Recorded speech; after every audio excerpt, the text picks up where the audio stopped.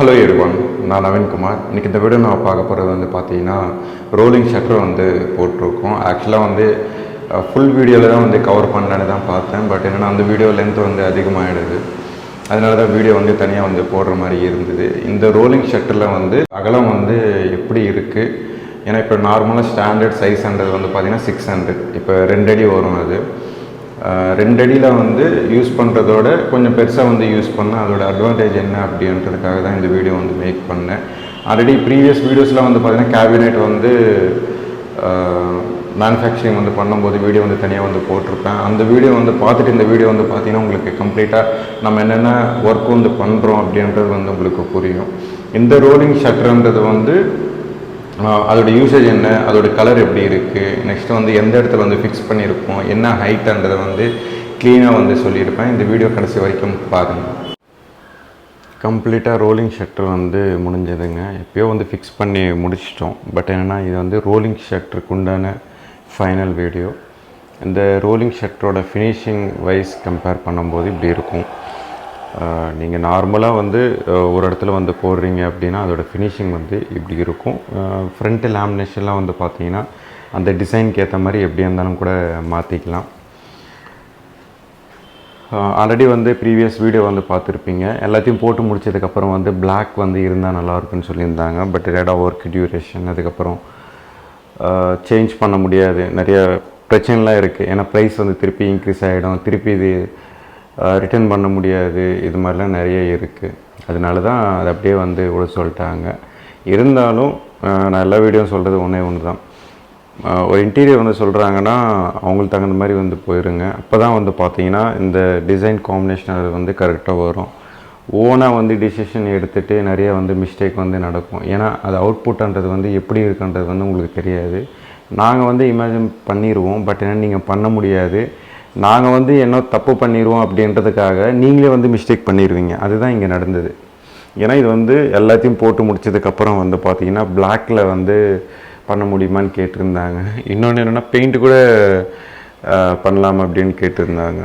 அதனால் அதெல்லாம் பெயிண்ட்லாம் எதுவுமே பண்ண முடியாது, பண்ணலாம். பட் என்னென்னா அதெல்லாம் வந்து பார்த்திங்கன்னா வேறு அதெல்லாம் வந்து பார்த்திங்கன்னா ஸ்ப்ரே பெயிண்ட்லாம் பண்ணோம் அப்படின்னா அதெல்லாம் வந்து பண்ண தேவை கிடையாது. நேச்சுரலாக என்ன இருக்கோ, ஒரிஜினலாக என்ன இருக்கோ அதே தான் வந்து பார்த்திங்கன்னா நம்ம அப்படியே வந்து யூஸ் பண்ணணும்.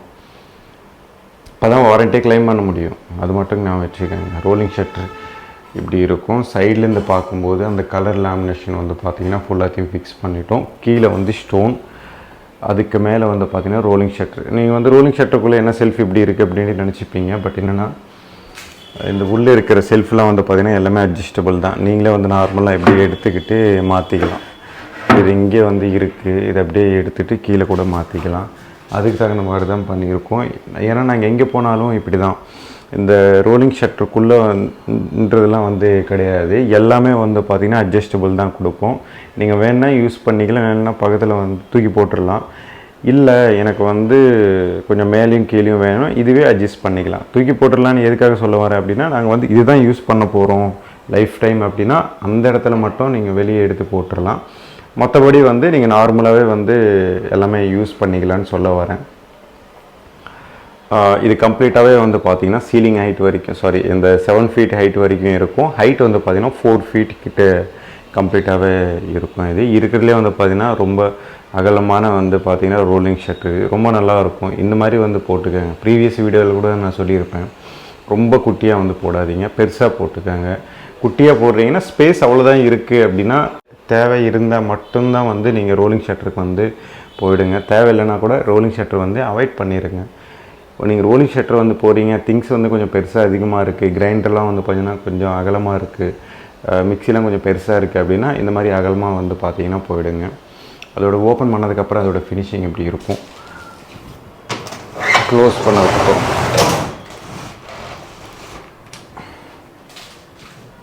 நார்மலாகவே அந்த சவுண்டுன்றது வந்து வருங்க. சவுண்ட்லாம் வராமல் இதுக்கெலாம் வந்து பார்த்திங்கன்னா சாஃப்ட் க்ளோஸ்லாம் வந்து எதுவுமே கிடையாது. சவுண்ட்லாம் வராமலாம் வந்து பார்த்திங்கன்னா எதுவுமே வந்து பண்ண முடியாது. இதெல்லாம் டஸ்ட் இதுக்கு இன்னும் ப்ராப்பராக வந்து க்ளீன் பண்ணணும். அது க்ளோஸ் பண்ணதுக்கப்புறம் அதோடய ஃபினிஷிங் வந்து இப்படி இருக்கும். இது ஆக்சுவலாக வந்து பார்த்திங்கன்னா நம்ம ஃபேக்ட்ரியிலே வந்து பார்த்திங்கன்னா எப்போயோ இது ஃபிட் பண்ணிட்டோம். இங்கே வந்து ஃபிட் பண்ணதுக்கப்புறம் அதோடய ஃபினிஷிங் எப்படி இருக்குது அப்படின்றதுக்காக தான் வந்து பார்த்திங்கன்னா உங்களுக்கு இந்த வீடியோ வந்து நான் மேக் பண்ணுறேன். இது வந்து ஃபுல்லாக வந்து பார்த்திங்கன்னா அலுமினியம் ஃபினிஷிங்கில் வந்து பார்த்திங்கன்னா இருக்கும். இதில் க்ளோஸ் பண்ணதுக்கப்புறம் இதோட ஃபினிஷிங் வந்து இப்படி இருக்கும். இதில் வந்து ரைட் சைடில் வந்து பார்த்திங்கன்னா எலக்ட்ரிக்கல் பாயிண்ட் ஒன்று கொடுத்துருக்கோம். உள்ளேயும் வந்து பார்த்திங்கன்னா டம்மி பண்ணியிருக்கோம். வேணும்னா அவங்க வந்து நாங்கள் வந்து பாயிண்ட் வந்து இங்கே வேணும் அப்படின்னா ஆல்ரெடி இங்கே கொடுத்துருக்கோம் பார்த்திங்கன்னா, அதை அப்படியே இது யூஸ் பண்ணிக்கலாம். உள்ளேயும் வந்து பார்த்திங்கன்னா பழைய பாக்ஸ் இருக்குது, அதுவும் வந்து பார்த்திங்கன்னா யூஸ் பண்ணிக்கலாம்.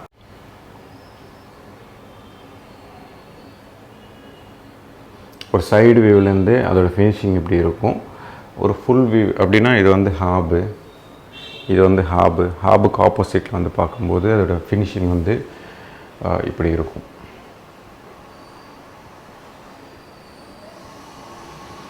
அந்த ரோலிங் ஷட்டர்லாம் வந்து பார்த்திங்கன்னா நார்மலாக பேனல் மாதிரி இருக்கும். இப்போ நார்மலாக கடைங்களில் வந்து போகிற ரோலிங் ஷட்டர் மாதிரி மெக்கானிசம் வந்து சேமு தான்.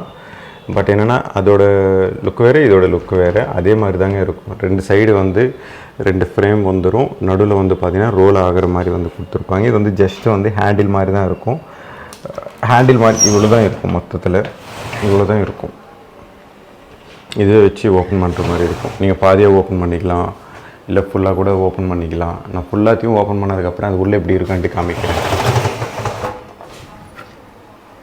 அதே தான் ரோலிங் ஷட்டரில் வந்து பார்த்தீங்க இல்லையா, அதே மாதிரி தான் வந்து பார்த்திங்கன்னா இதுலேயும் அதே மாதிரி தான் இருக்கும். அதோட மெக்கானிசம் தான். பட் என்னென்னா இது வந்து இன்டீரியருக்காக வந்து பண்ணியிருக்காங்க. இது ஃபுல்லாகவே வந்து பார்த்திங்கன்னா இது வந்து அலுமினியம் பாடியில் வந்து பார்த்திங்கன்னா வரும். இதில்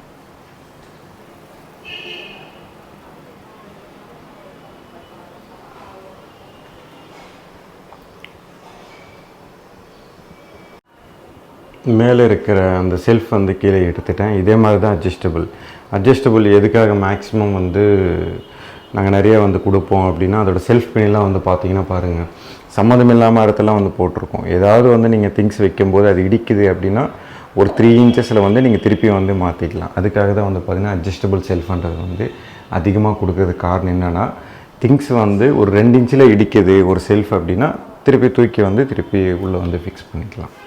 இது எல்லாமே செப்பரேட் யூனிட்ஸ் தாங்க. இப்போ நீங்கள் வந்து ஏதாவது வந்து ப்ராப்ளமாக இருக்குது அப்படின்னா ஒரு யூனிட் வந்து தனியாகவே வெளியில் வந்துடும். இந்த ஒரு யூனிட் தனியாக வந்துடும். இது செப்பரேட் யூனிட், இது செப்பரேட் யூனிட், இது செப்பரேட் யூனிட், எல்லாமே செப்பரேட் யூனிட்ஸ்.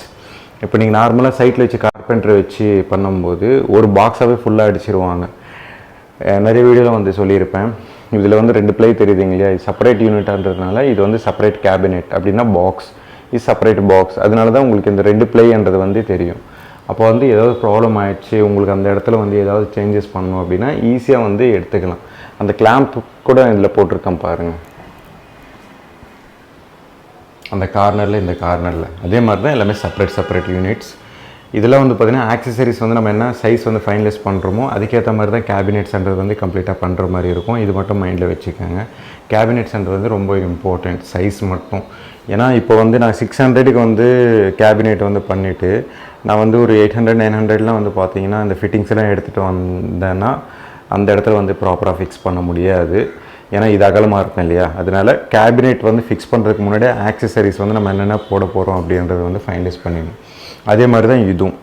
இது வந்து ஆக்சுவலாக கட்லேரி வந்து பார்த்திங்கன்னா 600 இருக்கும், அதுக்கப்புறம் 800 900 இந்த மாதிரிலாம் நிறைய சைஸ்லாம் வந்து பார்த்திங்கன்னா இருக்குது. நான் எக்ஸாம்பிளுக்கு வந்து சொல்லிகிட்ருக்கேன்.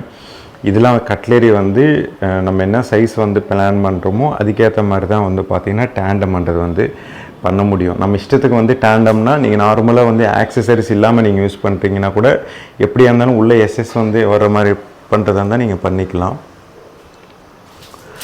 பட் என்னென்னா இந்த மாதிரி பிவிசி கட்லேரி அந்த மாதிரி வரும்போது நீங்கள் பண்ண முடியாது. அப்படின்னா இஷ்டத்துக்கு வந்து ஒரு சைஸ் வந்து பண்ண முடியாது. அதனால தான் இந்த கேபினெட்ஸ் வந்து பண்ணும்போது ஆக்சசரிஸ் வந்து ஃபைனலைஸ் பண்ணும்போது கேபினெட்ஸ்ன்றது வந்து நாங்கள் ஃபைனலைஸ் பண்ணி எடுத்துருவோம். என்ட்ரான உடனே ரைட் சைடில் தான் இது இருக்குது. அதுக்கப்புறம் வந்து அந்த சைட்லாம் ஃப்ரிட்ஜு வந்துடும். இதுதான் ஓவராலாக வந்து ரோலிங் ஷட்டரோட டீட்டெயில்ஸ். நெக்ஸ்ட் ஃபிட்டிங்ஸ் வந்து ரொம்ப இம்பார்ட்டன்ட். நம்ம என்ன ஃபிட்டிங்ஸ் வந்து ஃபைனலைஸ் பண்ணுறோமோ அந்த அந்த ஃபிட்டிங்ஸ் தகுந்த மாதிரி தான் வந்து பார்த்திங்கன்னா கேபினெட் வந்து ரெடி பண்ணணும். இது மட்டும் ஞாபகம் வச்சுக்கோங்க. நிறைய பேர் வந்து ஃபிட்டிங்ஸ் தானே அப்புறம் பார்த்துக்கலாம், கேபினெட்ஸ் வந்து ஃபஸ்ட் பண்ணி எடுத்துகிட்டு வந்துடுங்க அப்புறமா பார்த்துக்கலான்னுவாங்க. அதுக்கப்புறம் வந்து நான் ஒரு 200 பண்ணியிருப்பேன். அவங்க ரோலிங் ஷர்ட் வந்து பெருசாக பார்ப்பாங்க. திருப்பி வந்து கேபினெட்ஸில் வந்து சேஞ்ச் பண்ணணும் அப்படின்னா எனக்கும் காஸ்ட் வைஸ் வச்சு அதிகமாகிடும். ஏன்னா நான் அந்த கேபினெட் வந்து திருப்பி எடுத்துகிட்டு போயிட்டு திருப்பி எடுத்துன்னு வந்து டிரான்ஸ்போர்ட்டிங் சார்ஜஸ் இதெல்லாம் நிறைய இருக்கும். அதனால் ஆக்சசரிஸ் வந்து ஃபஸ்ட்டு ஃபைனலைஸ் பண்ணிக்கிட்டு அதுக்கப்புறம் கேபினெட் வந்து பார்த்திங்கன்னா மேக் பண்ணணும். இப்படி பண்ணால் மட்டும்தான் கரெக்டாக வரும். இந்த வீடியோ பிடிச்சிருந்துன்னா ப்ளீஸ் லைக் பண்ணுங்கள், ஷேர் பண்ணுங்கள், கமெண்ட் பண்ணுங்கள், மறக்காமல் சப்ஸ்கிரைப் பண்ணுங்கள். டவுட்ஸ் ஏதாவது இந்த கமெண்ட் பாக்ஸில் கமெண்ட் பண்ணுங்கள்.